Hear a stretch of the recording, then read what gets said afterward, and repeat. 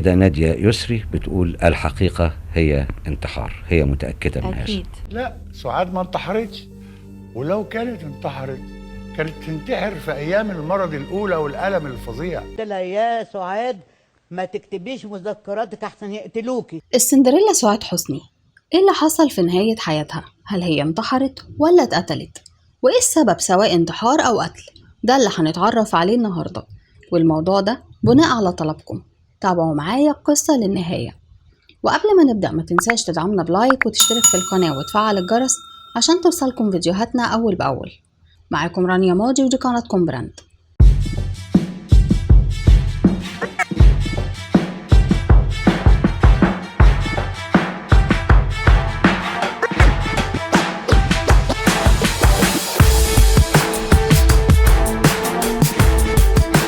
السلام عليكم. سعاد محمد كمال حسني البابا اتولدت يوم 26 يناير سنة 1943 في حي بولاق في القاهرة. أبوها كان سوري من أصول كردية، وكان بيشتغل رسام وخطاط في المعهد الملكي للخط العربي. وكانت أسرتها عددها كبير، فهي كان عندها 16 أخ وأخت، وترتيبها بينهم العشرة. وهي عندها 5 سنين حصلت مشاكل بين أبوها وأمها وانفصلوا، وما كانتش دخلت مدارس ولا اتعلمت. ولكن لما اتجوزت أمها جوزها التاني واللي كان بيشتغل في مجال التعليم، بدأ هو اللي يعلمها بنفسه في البيت. وأول اللي لاحظ موهبة سعاد حسني كان المخرج والشاعر عبد الرحمن الخميسي صاحب جوز أمها. ويمكن موهبتها تكون وراثية، لأن جدها حسني البابا كان مطرب مشهور في دمشق. المهم إن عبد الرحمن الخميسي لما شاف موهبتها عطاها دور أوفيليا في مسرحيته المقتبسة عن مسرحية شكسبير هاملت، وحققت سعاد نجاح كبير في الدور، والناس أعجبت بيها بسبب إنها كانت أول مرة تقف على خشبة مسرح وتواجه الجمهور، ولكنها كانت جريئة وعملت الدور كويس جدا. وفي سنة 1959 كانت أول تجاربها في السينما، وكانت بطولة مطلقة لسعاد حسني مع المطرب محرم فؤاد في فيلم حسن ونعيمة، والفيلم ده مقتبس من قصة حقيقية هنعمل فيديو عنه إن شاء الله. وحكت سعاد إنها في كواليس الفيلم كانت بتسمع اللي شغالين في الاستوديو وهم بيتكلموا ويتعجبوا من جرأتها قدام الكاميرا، مع إن وقتها كان عندها 16 سنة بس، في الوقت اللي كان فيه فنانين كبار مش عندهم نفس جرأتها قدام الكاميرا. والفيلم نجح، ومن بعدها عملت أدوار كتير جدا زي القادسية والكرنك وخلي بالك من زوزو والراعي والنساء وغيرهم كتير. اتجوزت سعاد حسني في حياتها 5 مرات، أهمهم وأقربهم لقلبها هو جوازها من العندليب عبد الحليم حافظ، ودي صورة عقد جوازهم، وشاهد على العقد وجدي الحكيم ويوسف وهبي. ومع إنهم كانوا بيحبوا بعض جدا، لكن السبب اللي خلى جوازهم في السر هو خوف عبد الحليم على مشاعر معجباته. وكان عبد الحليم بيغير عليها جدا، لدرجة إنه كان بيبعت ناس تراقبها ويعرفوه كل تحركاتها خطوة بخطوة. وبعد جواز استمر 6 سنين اتطلقوا رسميا سنة 1965، وهنعرف سبب طلاقهم كمان شوية. وبعدها بسنة اتجوزت من المصور والمخرج صلاح كريم لمدة 2 وانفصلوا سنة 1968. وسنة 1970 اتجوزت سعاد من المخرج علي بدرخان، وكانت دي أطول جوازاتها واللي استمرت 11 سنة لغاية ما انفصلوا سنة 1981. وفي نفس السنة اتجوزت من الفنان زكي فطين عبد الوهاب ابن الفنانة ليلى مراد، واللي كان وقتها طالب في السنة النهائية بقسم الإخراج في معهد السينما. لكنهم انفصلوا بعد جوازهم بكام شهر بسبب معارضة ليلى مراد، لأن فرق السن بينهم كان 18 سنة كاملة. وآخر جوازاتها كانت سنة 1987 من السيناريست ماهر عواد، واللي ماتت وهي على ذمته سنة 2001. ومع إنها اتجوزت أكتر من مرة، لكنها ما لبستش فستان الفرح في أي جوازة منهم، وما خلفتش أبدا، مع إنها حملت أكتر من مرة من جوزها علي بدرخان، لكن دايما حملها كان بينتهي بالإجهاض بسبب الضغط اللي كانت بتتعرض له في شغلها وحركتها الكتيرة. دوروا وشكوا عني شوية كفاياني وشوش، ده أكل من وش غدر بيا ولا ينكسفوش. في سنة 1963 المخابرات المصرية بدأت تجرب تجربة جديدة في تجنيد عملائها، كان اسمها الكنترول.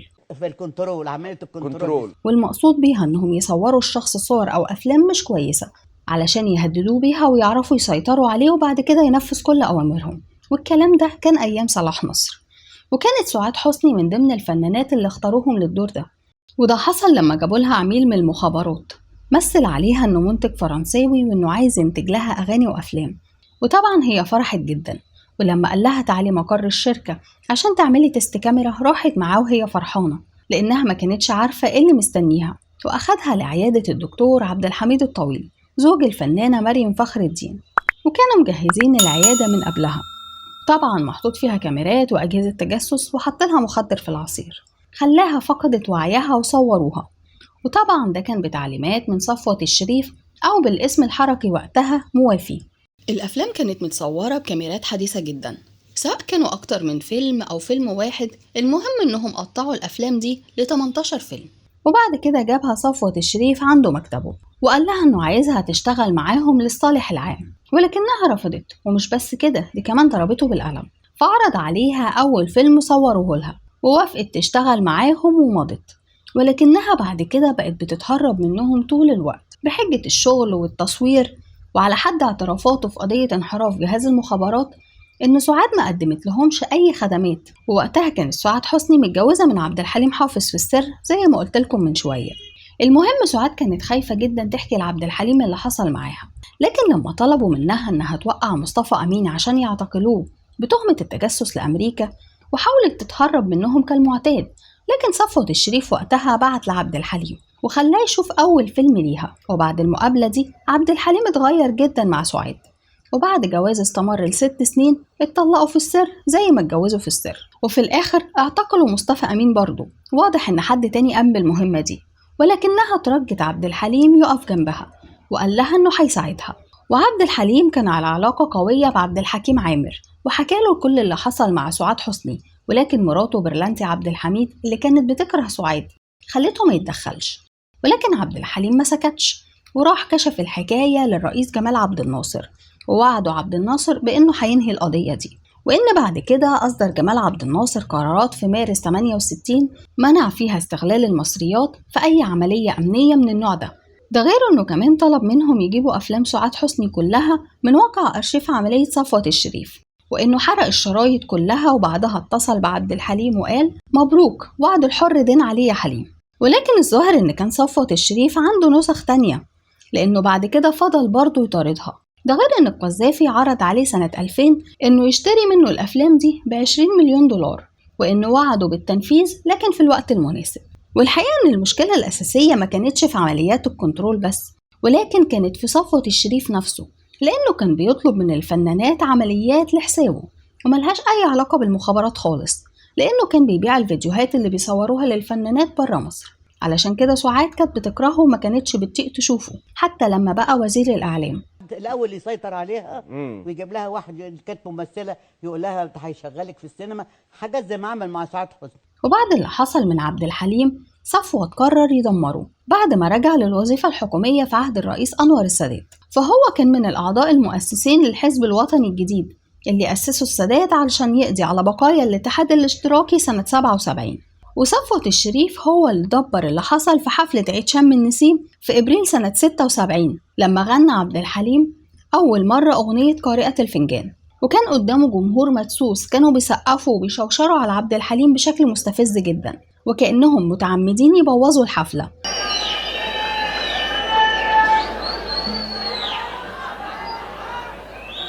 أنا على فكرة كمان أنا بعرف أصفر. ده غير إنه كمان حاول قتل عبد الحليم في حادثة عربية علشان تبان كأنها حادثة عادية، بنفس الطريقة بتاعت قتل الموسيقار عمر خورشيد في حادثة عربية في 29 مايو سنة 81، وبرضه كان وراها صفوة الشريف، وهنعمل فيديو عنه إن شاء الله.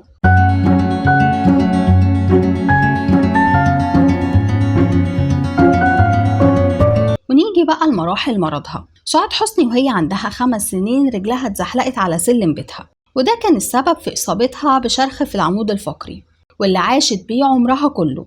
ولما عملت فيلم المتوحشة وكان دورها لاعبة سيرك وعملت حركات بهلوانية خطيرة، وخصوصا إنها كانت بترفض استخدام الدوبليرة في المشاهد الصعبة، لحد ما مرة وهي بتعمل واحدة من الحركات البهلوانية وقعت وحصل لها تمزق في العمود الفقري أو حاجة شبه التمزق، وبدأت تاخد مسكنات وتعمل علاج طبيعي وتتحمل على نفسها.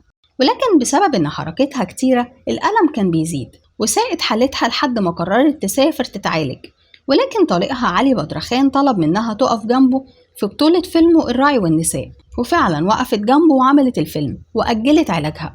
ولكن وقتها حصل لها خلل في فقرتين، وبسبب المرض سافرت سعاد باريس سنة 92 وعملت عملية تركيب شريحة في ظهرها لعلاج التآكل بين فقرتين في العمود الفقري، ورجعت مصر تاني. ولكن بعد وقت بسيط حصل التواء للشريحة بسبب إنها بتتحرك كتير، ودي حاجة غلط بعد العمليات الكبيرة، وده طبعا كان بيسبب لها آلام فظيعة جدا في الوقت ده، وكان مخليها مش بتقدر تتحرك. ده غير إن جالها فيروس في العصب السابع في وشها عمل لها شلل في جزء من وشها وغير ملامحها، وبدأ الكل يلاحظ زيادة وزنها بسبب الكورتيزون اللي بتاخده، وبسبب باقي العلاج اللي كانت بتاخده حصل لها هشاشة عظام وخلل في أسنانها، لدرجة إنها اضطرت تخلع أسنانها كلها وتزرعهم تاني. وسافرت سعاد لندن في 16 يوليو 97 علشان تبدأ رحلتها في العلاج من مشاكل العمود الفقري والعصب السابع اللي عمل لها شبه شلل في وشها وعينيها، وعشان تعالج أسنانها، ده غير زيادة الوزن بسبب الكورتيزون. وكانت عاملة حسابها إنها هتسافر 5 شهور بس، ولكن العلاج طول وبدل ال5 شهور بقوا 4 سنين، وهي اللي كانت بتصرف على علاجها لحد ما فلوسها خلصت. ومع إن جوزها كان بيبعت لها فلوس، بس الحياة في لندن غالية ومصاريف علاجها كبيرة، وصرف لها رئيس الوزراء كمال الجنزوري علاج على نفقة الدولة وكملت علاجها. ولكن في ناس اتدخلت عشان توقفه، وقالوا إنها بتدعي المرض وإنها في لندن بس عشان تعمل عمليات تجميل وتخسيس لوزنها، وإن الشعب أولى بالفلوس دي. وفعلا رئيس الوزراء الجديد وقتها عاطف عبيد وقف العلاج على نفقة الدولة، فهو توقف بعد 6 شهور بس. ولما حاولت سعاد تتواصل معاه عشان تقنعه بصعوبة حالتها، بلغها إن أي علاج بتاخده في لندن ممكن ترجع وتتعالج في مصر، وإن الدكاترة هنا شاطرين. ولكن سعاد رفضت الحل ده وقررت تكمل علاجها في لندن على حسابها، لأنها كانت مقررة ما ترجعش مصر إلا لما تخلص علاجها. وفعلا عملت عملية في ظهرها وعملية في أسنانها، شلت 24 سنة وزرعت بدلهم، ده غير علاج الشلل الفيروسي للعصب السابع وحساب المصحة بتاعة التخسيس. ووقتها علشان تعرف تصرف سجلت بصوتها مجموعة أشعار لصلاح جاهين في إذاعة BBC، واللي بالمناسبة لما مات دخلت في حالة اكتئاب شديدة لأنها كانت بتعتبره الأب الروحي ليها. ده غير إن كان ليها حق توزيع فيلمها الأخير الراعي والنساء في السعودية، وباعته وأخدت فلوس. ايش تطلبي يا نفسي فوق كل ده؟ حظك بيضحك وانتي متنكدة. ردت قالت لي نفسي قول للبشر ما يبصوليش بعيون حزينة كده. عجبي. ومع كل اللي حصل معاها، لكن سعاد كانت عزيزة النفس جدا ورفضت كل عروض المساعدات اللي اتعرضت عليها. ومرت الأيام والفلوس اللي مع سعاد مش بتكفي مصاريف حياتها وعلاجها ودخولها للمصحة للتخسيس، وكان لازم يبقى فيه مصدر دخل ليها. وقررت تكتب مذكراتها وكأنها قررت تكتب شهادة وفاتها بالظبط. واختارت سعاد الصحفي عبد اللطيف المناوي، واللي كان وقتها مراسل صحفي في لندن، علشان يكتب لها مذكراتها، لأنها مش هتعرف تكتب مذكراتها بأسلوب جذاب. وقالت إنها هتكتب كل اللي مرت بيه في حياتها، وفعلا سجل معاها 3 ساعات ونص. ولكن المناوي أول لما لقاها قالت بلاوي وفضايح عن صفوت الشريف اللي كان وزير الأعلام وقتها، راح بعت الشرايط دي كلها لصفوت الشريف. حب يأمن نفسه وفي نفس الوقت يترقى، وفعلا اترقى ترقية محترمة، لأنه بعدها بفترة بقى رئيس قطاع الأخبار. السيديهات دي كلها مع مين؟ اذكر الاسم، نقول مع الاستاذ عبد اللطيف المناوي اللي تم ترقيته ترقيه محترمه كرئيس قطاع الاخبار. ومع ان كل اصحاب سعاد حسني حذروها من كتابه مذكراتها، ومنهم اعتماد خورشيد والشاعر احمد نجم، وقالوا لها هيقتلوكي. قلت لها يا سعاد ما تكتبيش مذكراتك احسن يقتلوكي، ولكنها اصرت تكمل وكأنها عندها رغبه في الانتقام. وطبعا وقفت التعامل مع المناوي وقررت تسجل هي بنفسها، لأنها كانت هتبيع المذكرات دي لقناة فضائية كبيرة وكانت هتاخد مبلغ كبير جدا. والاتفاق ده كان قبل قتلها بأيام.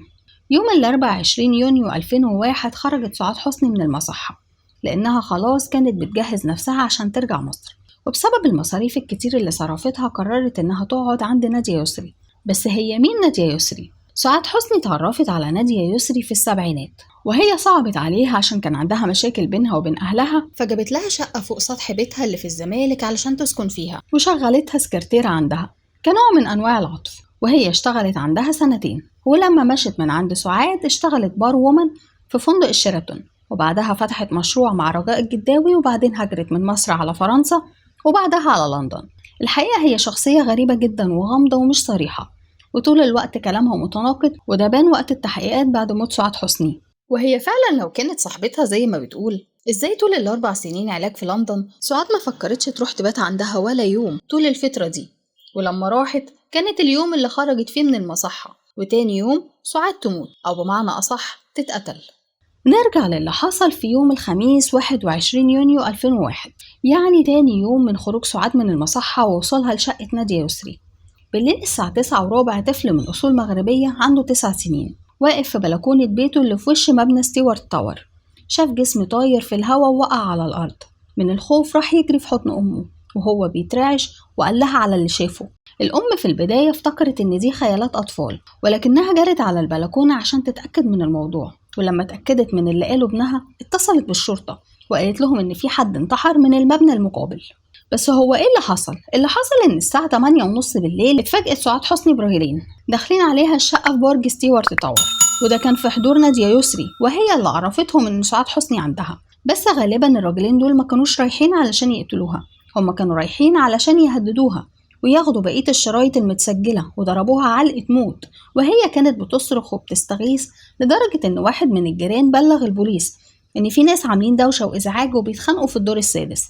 واضح إن سعاد رفضت تديهم الشرايط لحد ما في الآخر خبطوها على دماغها، بس كانت خبطة جامدة وهي السبب في موتها، لدرجة إن أختها جنجا وهي بتغسلها لقت دماغها من ورا مكسورة وكان في كدمات شديدة جدا في ظهرها، وده طبعا بسبب العلقة اللي خدتها.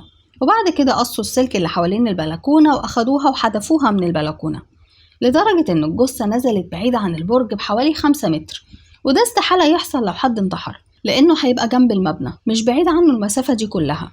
وبعد ما رموها نزلت سعاد حسني على جنبها الشمال وبعدين استقرت على ظهرها، يعني الكدمات والكسر في الدماغ مش من الوقعة أصلا. وطبعا لأن الوفاة أصلا حصلت فوق، فالجثة ما نزلتش دم نهائي لما اتصدمت بالأرض.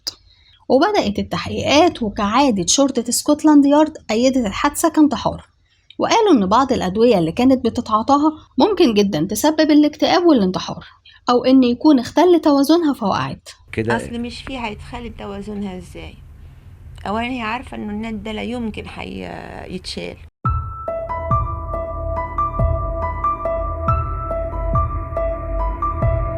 ومع إن كان في شاهد قال إنه شاف مذكرات سعاد حسني وهو واحد قريب نادية يسري، ولكن الأغرب إن الضابط اللي كان بيعمل التحريات حاول يوصل للشخص اللي شاف المذكرات، ولكنه في النهاية ما قدرش يوصل للشخص ده، وقال في المحكمة إنه ما قدرش يوصل للشخص المجهول ده لأنه ما كانش بيرد على تليفونه. فعلا حجة قوية جدا. ومع إن معاينة الشقة بتأكد إن الحادثة مدبرة 100%، وخصوصا مع شهادة بعض الجيران اللي سمعوا صوت خناق وصريخ في الدور السادس وبلغوا الشرطة وقتها، وده فعلا ظهر في سجلات البلاغات، ده غير تضارب أقوال صاحبتها نادية يسري. سعاد خرجت يوم الاثنين 18 جون 18 يونيو.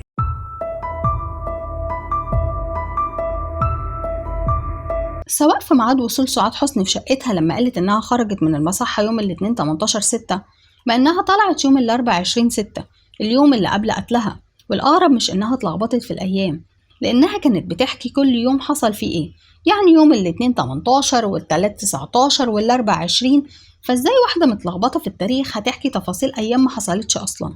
وكمان لما اتسألت عن مكان وجودها وقت الجريمة قالت إنها كانت راجعة من الجامعة لأنها كانت بتاخد محاضرات، وإنها شافتها واقفة في البلكونة، وبمجرد ما طلعت الشقة دورت عليها واتفاجئت إنها وقعت في الشارع. وقالت الظاهر إنها كانت مستنية تودعني قبل ما تمشي، ووقت تاني قالت إنها نزلت تشتري عشاء. ومع إن في شهود قالوا إنهم شافوها وهي راجعة وإنها فعلا نزلت، ولكن الصبح ورجعت الساعة 3 العصر، يعني مش الساعة 9 زي ما قالت في التحقيقات، وده معناه إنها كانت موجودة وقت قتل سعاد حسني. والغريب كمان إنها ما كلفتش نفسها تبلغ إخواتها ليلتها، لأ دي قضت ليلتها عادي وما بلغتش إلا تاني يوم. وفي الوقت ده مسحت سجل تليفون سعاد كله، وأخدت الأرقام اللي على تليفونها كتبتهم في ورقة ومسحت الأرقام.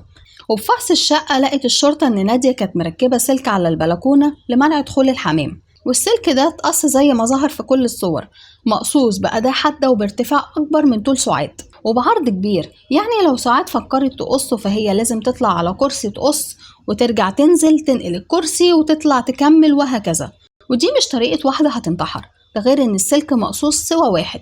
ومع إن نادية قالت إن السلك من الإلاستيك فايبر، بمعنى إن مجرد ما بيتقطع منه حتة صغيرة بتوسع الفتحة بتاعته، لكن الصور أثبتت عكس كده. والأهم من كده إن الأداة اللي تقص بيها السلك ما كانتش موجودة في مكان الحادثة ولا جنب الجثة. وقالت نادية إنها ممكن تكون من أدوات المطبخ، وإن سعاد رجعتها مكانها بعد ما قصت. ومع إنها حاجة مش مقنعة أبدا إن حد هينتحر هيهتم إنه يرجع كل الأدوات مكانها تاني. طب بلاش كل ده، دلوقتي لو واحدة قررت تنتحر بإنها تنط من البلكونة، ما أعتقدش إنها هتهتم إنها تقلع حاجتها زي السلسلة والساعة وحتى الشبشب. ولكن حتى لو قررت تقلع شبشبها هتقلع الفردتين في البلكونة.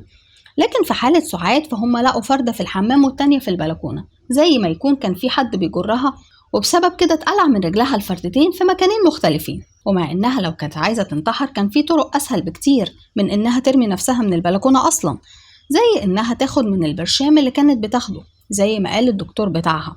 لو هي سعاد عايزة تنتحر كانت انتحرت بطريقة تانية، يعني كانت خدت حبوب وهي معاها الحبوب. ده غير إن أهلها وأصحابها قالوا إنها كلمتهم وبلغتهم بنيتها للرجوع لمصر، وكانت فرحانة إنها خست 18 كيلو وإنها ظبطت أسنانها وصحتها اتحسنت، وبعتت 16 شنطة للقاهرة فيها متعلقاتها الشخصية، وبدأت تقرأ سيناريوهات علشان ترجع تمثل، وطلبت من سيناريست مسرحية علشان تعملها زي مسرحية شادية رايا وسكينة.